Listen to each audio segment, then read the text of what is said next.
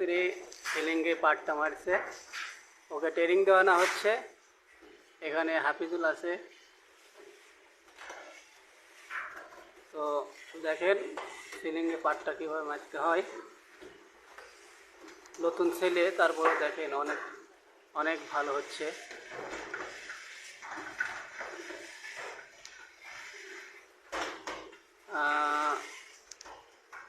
একটু চেষ্টা করলে অল্প অতি তাড়াতাড়ি শিখে যাবে ছেলেটা, কারণ ছেলের কাজের প্রতি অনেক আগ্রহ। হ্যাঁ হচ্ছে বেটা, মুখটা খোলো, মশলা পড়তেছে না তো, মুখ খোলো।